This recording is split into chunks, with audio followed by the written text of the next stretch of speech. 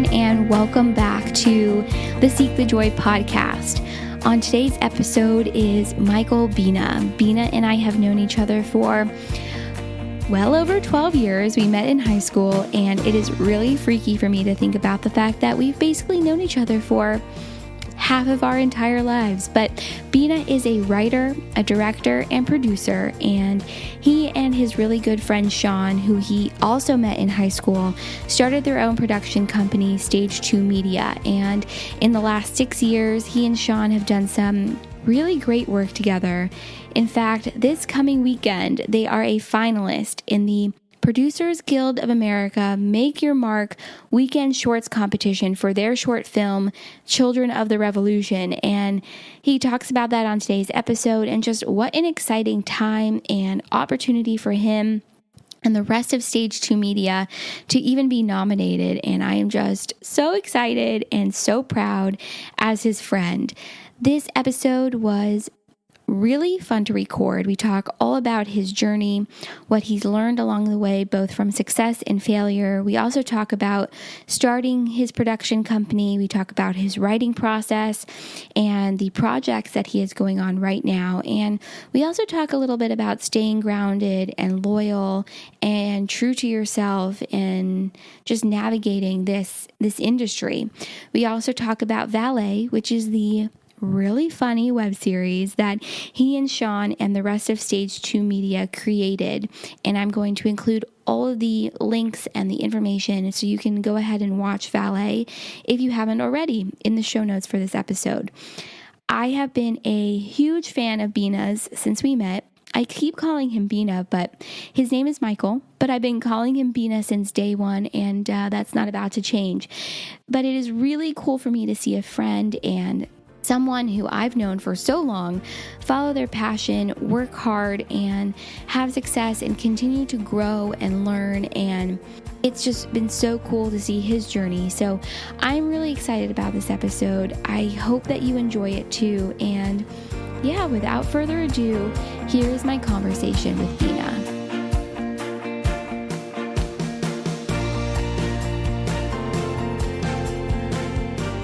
So I am joined today by a good friend of mine, Michael Bina.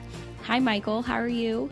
I'm great. Good morning. I thought we could start off and you could just introduce yourself and who you are and what you do. So my name is Michael, as you already told your audience. I've known you for what now? 12 years? Is that how long it's been? I think so. I think it's been 12 years now. That's almost half our life. Oh my God, you're right, actually. It's been a long time. It's been a good long time. It's been a really good long time. Well, I write, direct, and produce. Right now, I'm just working on a bunch of different scripts. That's what I went to school for. So yeah, I write movies and TV shows and plays, and I like to dabble between all three. Usually people kind of stick to one or two, but I like all three, so you're sort of a triple threat. Oh, thank you. You're welcome. I'm just full of compliments this morning. Yeah. Just keep them coming. I will. So, when did you first start writing, producing, directing, being the triple threat that you are? So, growing up, when I was in middle school, I always wanted to be a dentist. That's because how I was kind of raised by my Persian Jewish family, doctor, lawyer, dentist, all that stuff. It's okay, I'll be a dentist. Not a lot of years of school, it'll be fun, it'll be great. And then when I went to Beverly, I had always loved movies and TV shows, by the way. But when I went to Beverly, I started at KBEV, which is the television studio that the school has. And so I got super involved in that, and I just love directing and I love producing. And I just kind of started writing then.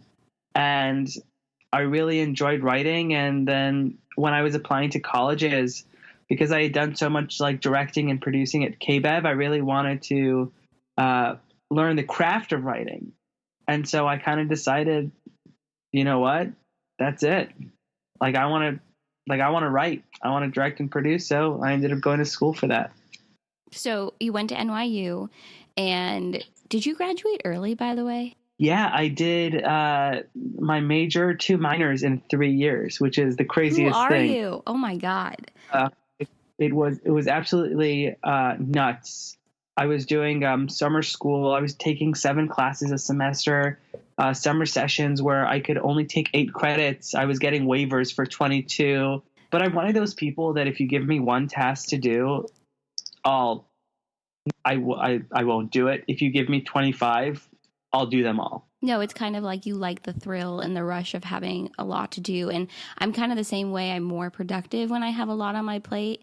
Like if I only have one thing to do, it takes me forever to do it. But if you give me 15 things to do, they're done in 5 hours. So Yeah, I just sort of exactly. thrive that way. Yeah, I understand that too. To say that I thrive in chaos.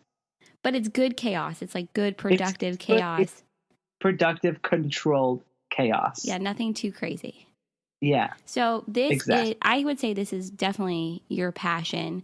So, and it has been for as long as I've known you, 12 years and counting. What is it about writing and producing, and I guess directing too, that you're so passionate about or excites you and brings you joy? I just love to tell stories about people and come up with worlds and situations. And as a writer, I am, even when I'm on vacation or I'm not writing, I'm always thinking about something that a person I see on the street or a situation I see unfold like in front of my eyes. I'd be like, wow, that's the start of a movie. That's the start of a television show.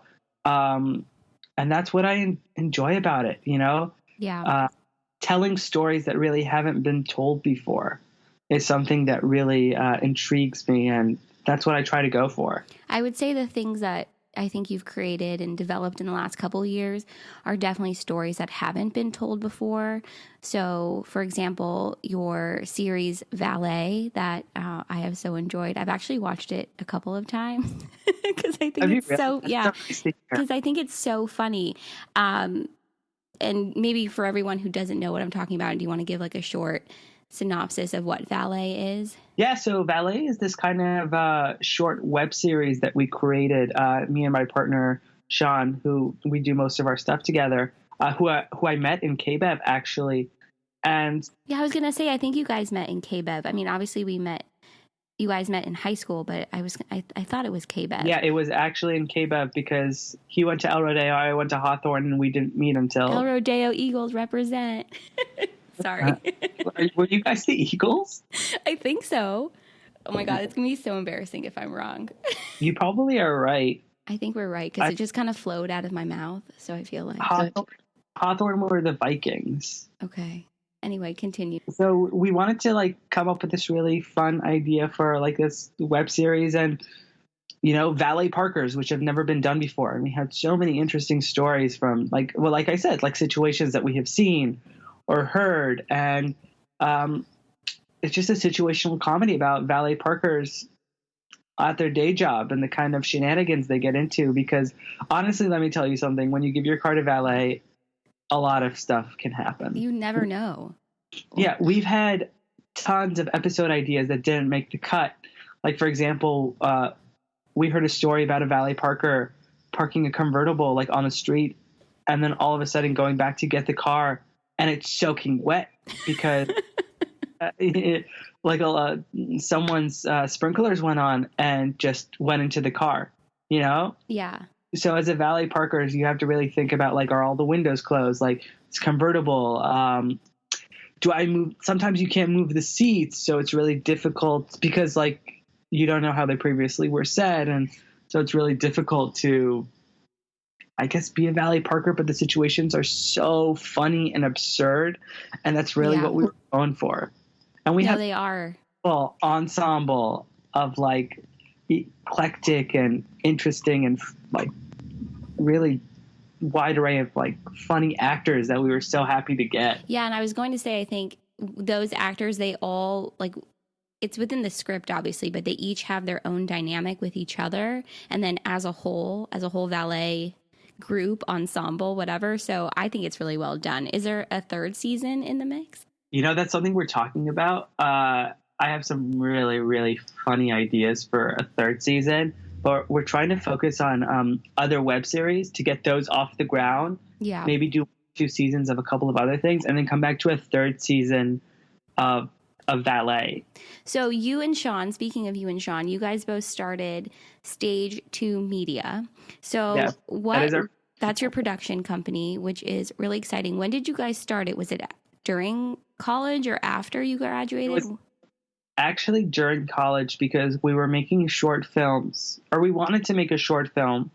And basically, it was a pretty big budget short film, and we wanted to really protect ourselves and also our crew.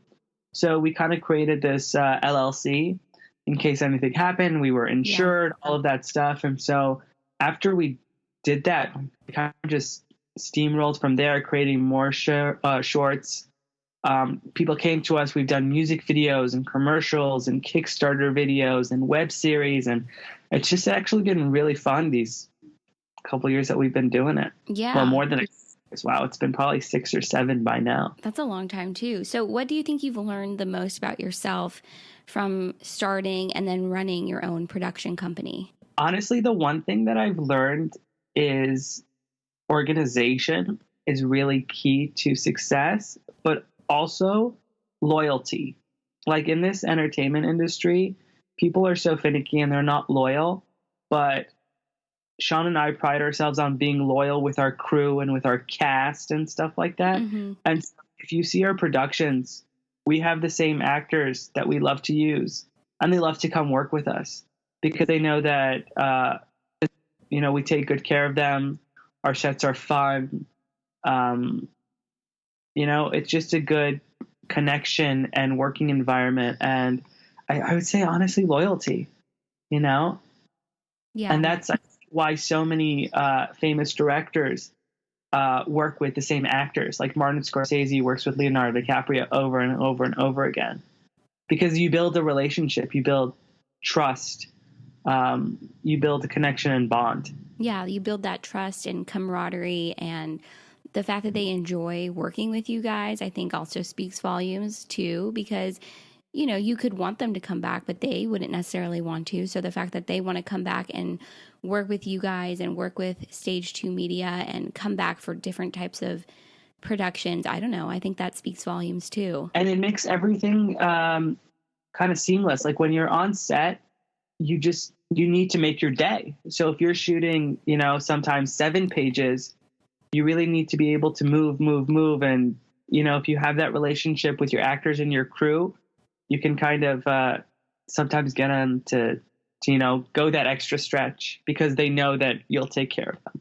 Yeah, that's important too. So speaking of working on sets and creating this sort of atmosphere and trust and loyalty, where do you, though, feel the most creative? So interestingly enough, I just feel creative wherever I am.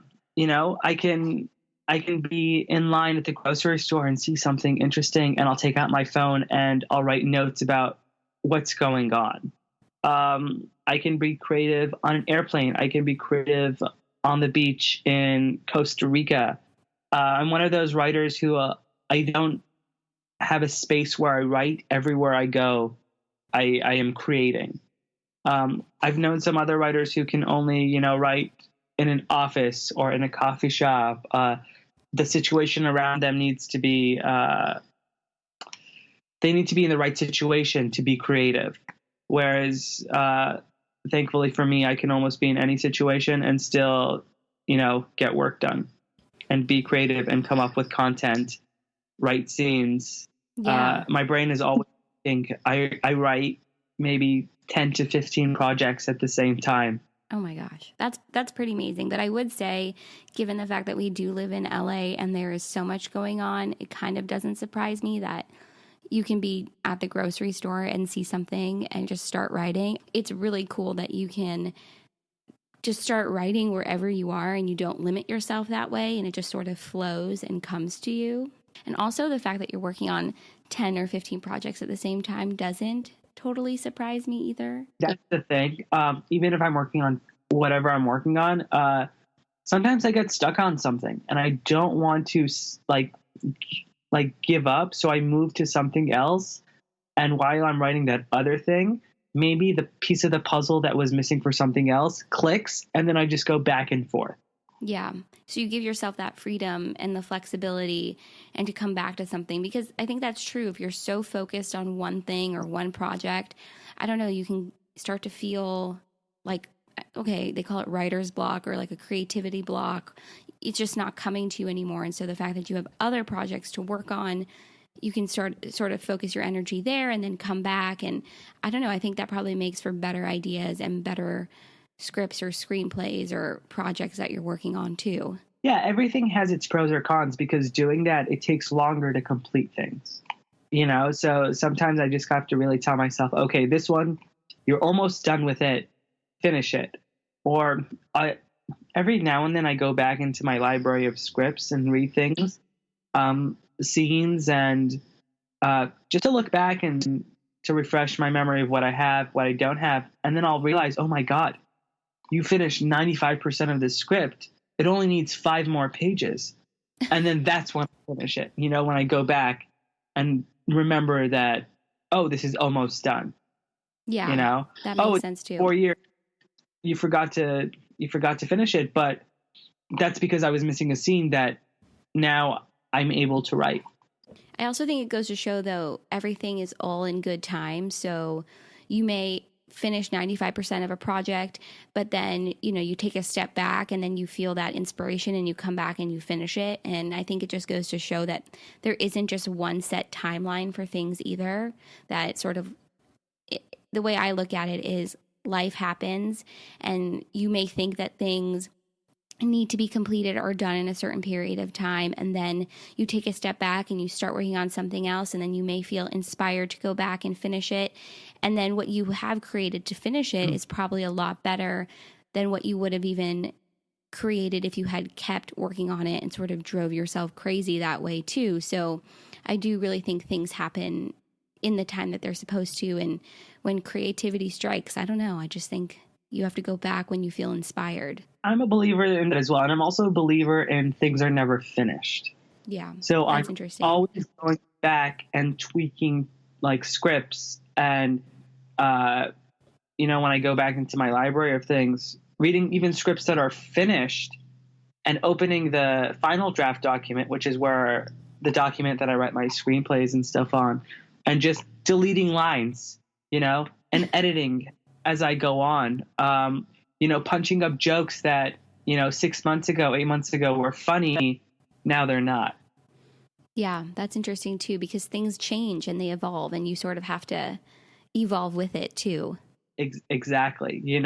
I have a TV pilot out there and there's a couple lines about Angelina and Brad being married and having a bunch of adopted kids, because that's kind of what the show that I wrote is about 2 families coming together. And then, when they separated, I'm like, oh, this joke doesn't really work anymore because, they're not married or they're not together. So you have to go back and you have to fix it before you send it out to other people again, because it's not new, it's not fresh.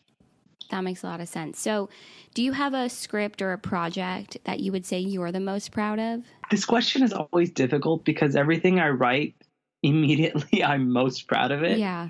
But also everything that I've written is kind of like a family member or, a kid of mine. There's some qualities in one that I'm most proud of. Like, for example, a script, I love the dialogue in this, but the story's not working. And then there'll be another script where, oh my God, the entire story is, I'm just so proud of this. There'll be one script where maybe it'll take me 5 years and then I finish it.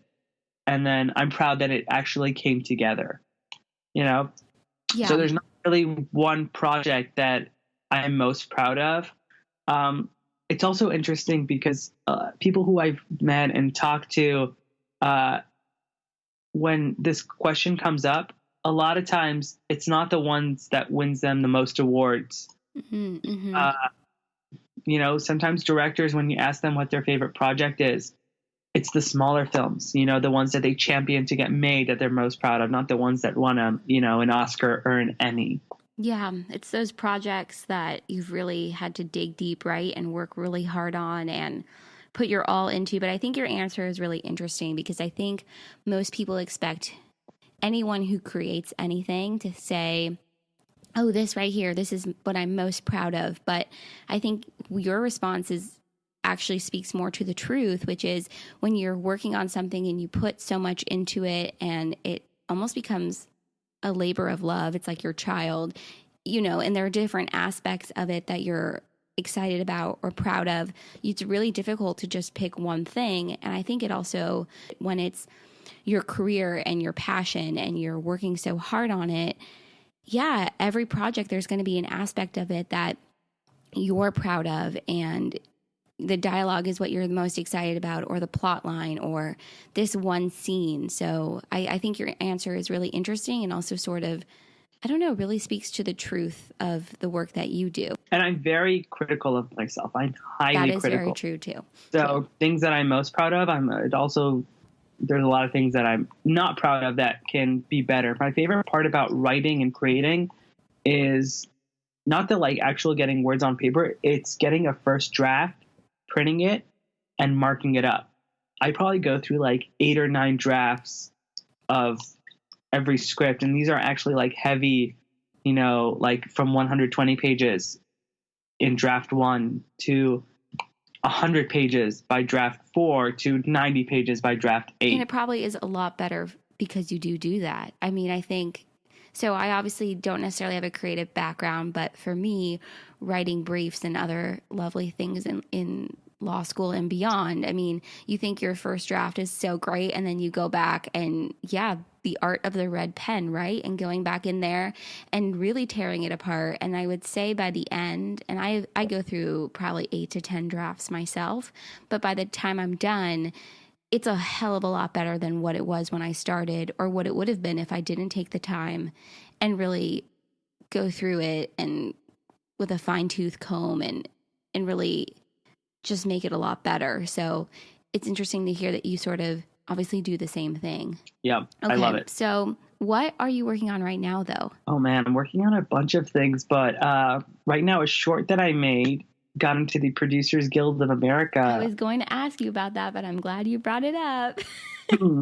Yeah, so this is actually really exciting for us. So the Producers Guild of America, every couple of years, has this weekend shorts competition where in kind of 48 to 50 hours, you have to write, direct, produce, edit, cast, score, anything that needs to be done to make a film. You have 2 days to do it. And they give you a theme and a setting and items you kind of have to, put into the short. And they don't give you those until the Friday afternoon, so you can't really do anything. Oh, wow. I didn't realize that. Yeah. It's a pretty chaotic 2 days. You really don't get much sleep. But Sean and I made this 5-minute short film called Children of the Revolution. And it's foreign language. It's in Farsi. And it takes place in the 80s in Iran. And it's about a mother whose son goes off to the Iran-Iraq war. And every day she kind of calls in, because that's what they had to do back then. They had to call into an agency to see if their sons were missing, alive, or dead. And they would check in. And this is a story about a mother whose son is kind of missing. And they don't have any news on his whereabouts.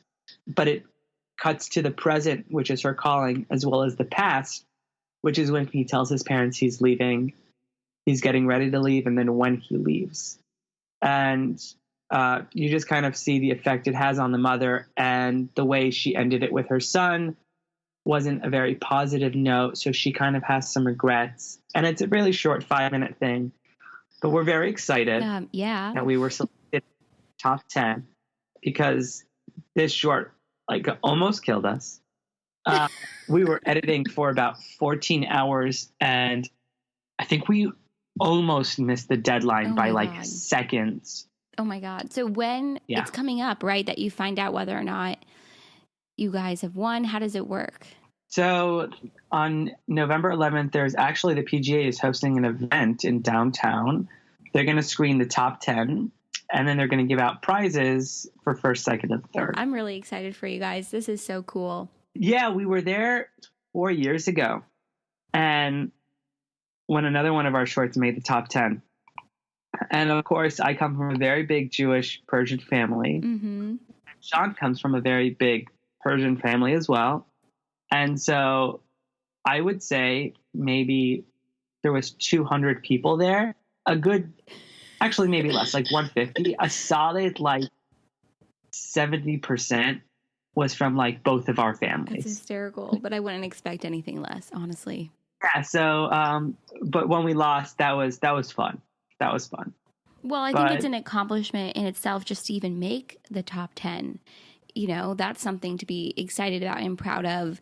And I mean, yeah, of course, like winning first, second, or third would be amazing. But the fact that you made it is incredible. And that's something I've learned too.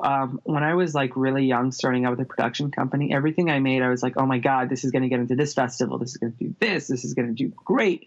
You have such high expectations, and you have this kind of dreamer's mentality. But then when it doesn't happen, you get disappointed. But then that's one of my favorite things that I've learned is that just don't have high expectations. You know, whatever happens, happens. And when we made that first Producers Guild short in 2000, I think it was 13, we were pretty young. Everyone who was part of the top 10 was in their late 30s and early 40s, and we were 22, 23 years old. And that was actually really exciting to be there with all these other people who had so many years of experience.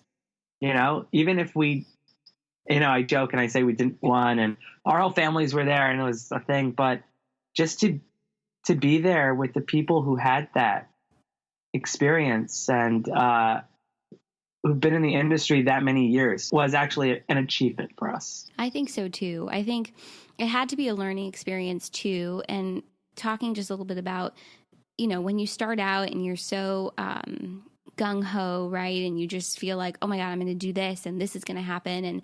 And this project and this script is going to go here and win this award or whatever it was.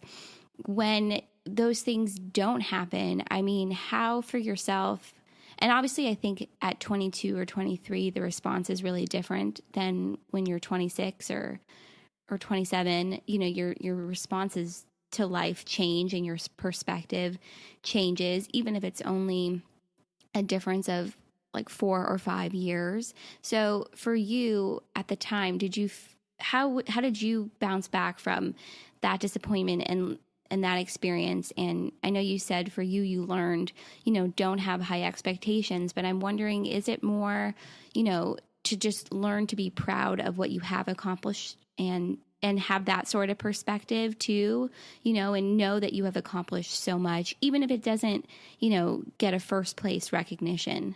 Yep. Because at the end of the day, if you are happy with what you put out, with what you created, no one can, you know, take that away from your feeling of achievement. Yeah, I agree with that, because I think so much of what we do, and I think a lot of it too is cultural and growing up in, for me, it's a Jewish family. For you, it's a Persian Jewish family. I think there's always a lot of pressure, right? And a lot of it is cultural and societal too, but it's about learning to be proud of what you've accomplished for yourself, sort of without the external societal recognition too. I mean, I think regardless of what happens with this, you know, festival or award or whatever comes at you next, I know you're going to keep creating because you love it so much. And regardless of whether you get that external recognition or award, you're doing it for yourself too, which I think is really important too. My like achievement from this short that I made was knowing that I can direct a foreign language film successfully. Oh, yeah. I didn't even think about that part. So that for me was a big deal. And because I always want to make, you know, Persian films in the future. And so to know and to show people that I can successfully do it is that's huge. That's the achievement. That's the achievement for me. So with your schedule being so crazy, how do you keep yourself grounded and sort of come back to taking care of yourself and doing all those things that are important so that you can keep creating and writing and directing and doing what it is that you love? I try not to make excuses for anything. So if I want to do something, I just do it. I love to travel. And like I said, I write everywhere I go. That's just kind of how I stay grounded. I just, I kind of do what I want. And the fact that you can write wherever you go, I guess you're not limited. You can sort of take what you do on the road, which I think is great too. And so with everything that you juggle every day, how do you find joy in your day-to-day life? Because I'm sure some of it comes from what you do and what you're passionate about, but do you find joy in other aspects of your life too, so that there maybe isn't burnout, or what does that look like for you? I love to hang out with friends, just chill out with cousins, read a good book. Even watching a movie that I love brings me joy. And if my fire is kind of dimmed a little bit, I'll put on a movie that I love, and it'll reignite it. It'll get me excited. Yeah, I'm sure you found over the years a lot of inspiration and ideas too from old movies and things like that too. I get very inspired by movies, but I also get very inspired by movies that aren't good. Okay, what do you mean? Because I look at them and I say, this could have been done differently, or oh my God, that character arc is similar to this character arc that I have, and it doesn't work. I just saw it, and it inspires me to make my work better. That makes a lot of sense. So you see things in other films and other projects, and things that you think they could have done better or differently. That makes a lot of sense too. And I'm sure that gets your mind going and thinking of things that you can do differently. Success is great, but failure you learn so much more from. Oh, and I think totally. I think that's how you get to be like a master of your work. You keep failing, and then you understand why you failed so that you're able to fix it. So what do you think you've learned the most from moments of failure? Ooh, that's tough. It has, putting you on the spot. Yeah, it has to be, I think, more specific in terms of a character arc, or, I used to read a bunch of scripts at production companies I was interning with, and I love long movies. So I was okay with reading 130, 140 page script. And that's what I would write as well, But then I realized that I was an anomaly, and people don't love to read that many pages. So I was churning out scripts that were this many pages, and I wouldn't hear back, or this and that, and the feedback wasn't as positive. But then when I cut it down to maybe 105, 110, then you were starting to hear more. Yeah. More feedback. Yeah, I think it's about adapting, right? So when you put something out there and you're not getting the kind of feedback that you would want or expect, and then, taking a step back and looking at, okay, what's going on? What can I change? What can I do differently? And I think that also applies to not only your work, but yourself too, right? So, what is it about the way I'm handling something or doing something, and how can I change and adapt so that I get the feedback that I'm looking for, or I hear more responses so that I can, alter what I'm doing in my work so that there are opportunities for it to be seen and for growth and for things to keep going. Yeah, that's exactly it. And one of the things I've also learned is that you can't send a comedy script to a producer who does drama and be disappointed that they don't answer. That's an example. But sometimes what someone is looking for is very specific, and you might not know it. And even if your script is great, it's not for them. Yeah. So you have to also know who your audience is, for sure. Yeah, for sure.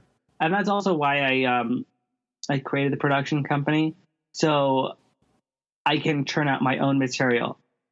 I can create content for myself. And that's actually been a really awesome, learning experience about being on set and protocols and things that you learned in college. You go to these film schools. You go to NYU and you have a great professor, but he tells you everything I'm going to learn. I'm going to teach you and you're going to learn. Basically, when you're on set, you're going to forget it. And it's just going to be a spur of the moment. Yeah. Yeah. Everything is just a big learning experience. It's like being a doctor and learning how to perform open heart surgery, but you don't really know how to perform it until you actually do it on a live person. Yeah. So it's just about having those experiences and keep putting yourself out there and learning. It's the same as an open heart surgeon. But I'm just saying that... But there are a lot of parallels in everything that we do, right? I mean, everything is learning experience until you have that practical experience and you're actually out there and you're doing, what it is you want to be doing. You won't learn until you're actually doing it. Exactly. Even if you have learned to do it, you will not learn to do it until you're put in the situation. Yeah, that makes a lot of sense too. So for somebody who is just starting out and wants to be doing what you're doing, whether it's writing, directing, producing, starting and creating your own production company, whatever it might be, what would be your biggest piece of advice? It would be to basically don't stop what you're doing. Just keep going. Sometimes it takes 5 years, sometimes it takes 10 years, sometimes it takes 15 years. But if you keep creating content and you keep, moving forward, sometimes you go into a meeting for a script that you just wrote and you're thinking, wow, this is great. They love it. And they say, what else do you have? And then you're like, oh, what else do I have? And then you go back into your library of things. And then something that you have interests them more than what you came to present with. So I think you just have to keep creating. Don't stop. Don't listen to what people tell you. You need to find 2 or 3 people who you absolutely trust. And the feedback that they give you, it's hard. It takes a while for you to learn who these people are. And the feedback that they give you is to make your script better, but not to conform to any of the quote unquote rules, because I also don't believe in rules in terms of writing, in terms of what needs to happen in a story. I think a good story is a good story, but if you can convey it in words, that's when you become successful. So, your character arcs, people believe it needs to happen this way. But if you successfully do it another way, I say go for it. I think that's really good advice. And something that you just said, I think not listening to what other people think maybe that you should do with your script or with your writing and what you've created. I mean, obviously, I guess on one hand, you want to listen to the feedback and take what it is that you can use and what will help with your growth, but then getting rid of what maybe doesn't apply to you. So when you're in those situations and you're getting that kind of feedback, how do you sort of remain true to yourself? Is it by, confiding and talking with the 2 to 3 people that you totally trust? I mean, what does that look like for you? Yeah, the 2 people that I incredibly trust with whatever I give them tell me the same thing, then I look at it and I say, okay, maybe they're onto something. And then I really think about it for myself and then ask them follow-up questions like, what about this? About this scene didn't you like, or this line of dialogue? Do I need to take it out or do I need to edit it? Yeah. Another piece of advice I would give is not to burn any bridges, to be loyal and to network. Totally. I've met so many people who, they get a development deal somewhere or a script sells and then all of a sudden they are on a pedestal, but then, they burn all these bridges and then 6 months later, the company doesn't follow through with their script, or they lose their deal, or nothing happens, and then they're back at your level. Just treat people well. Treat them with kindness. Yeah, kindness goes a long way. I think your point about networking is really important too, and just meeting as many people as you can. And it's about getting your name out there, but it's also about seeing what other people are doing and meeting people and creating, those contacts and I don't know, I think it makes for a lot of growth, no matter what industry you're in or what it is that you're doing or that you're passionate about. So my last question for you, what is your biggest dream? My biggest dream is to basically in 20, 30 years be running my own, kind of independent movie studios where I can greenlight the movies that I want to greenlight, but also be able to, still write, direct, and produce the ones that I want to. One of my biggest inspirations is this man. His name is James Sheamus, and he was the head of Focus Features for the longest time. So he was greenlighting movies like Brokeback Mountain and Crouching Tiger, Hidden Dragon, and like a bunch of like really awesome movies. But while he was running the studio, he was writing some of those movies as well. He wrote like Crouching Tiger, Hidden Dragon, and a few other things. So that idea of a movie mogul who also is still writing and producing, that's what I would love to do. That's the dream. That would be amazing. To be able to other people's movies while also be able to make my own. I think that would be really, really cool to have sort of the best of both worlds in some ways, right? You're still putting out your own content and projects that you're creating and you're passionate about, but also to have the opportunity and the platform to put out movies and projects that are other people's. And I think that would be, I see it. It's going to happen. It's going to be really cool too. Because the people that I've worked with, the other cinematographers, also direct. And I would love to give them something to direct, or actors have scripts that I read that are really great.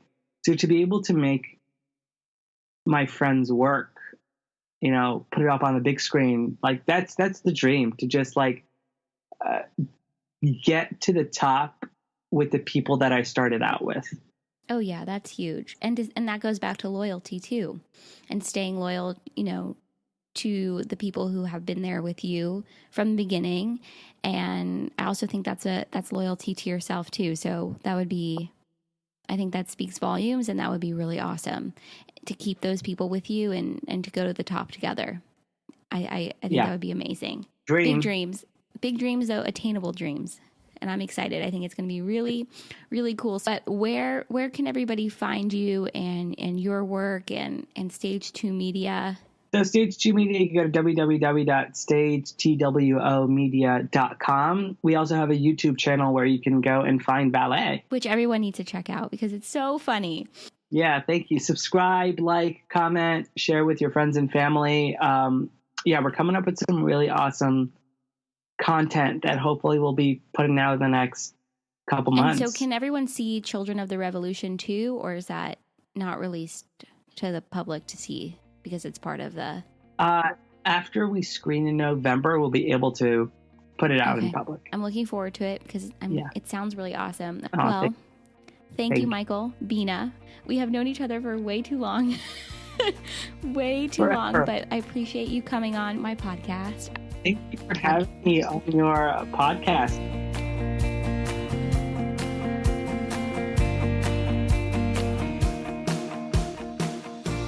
The funniest thing happened to Sydney. We could talk about the things that have happened to me forever.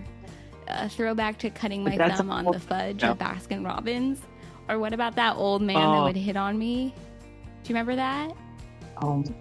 Yeah, the Baskin Robbins story. Baskin Robbins days were good days. Like for comedic reasons, but like not personally, they weren't good days, but produced a lot of comedy. I still laugh at the idea of you closing the store at like 11 o'clock at night. I remember this vividly.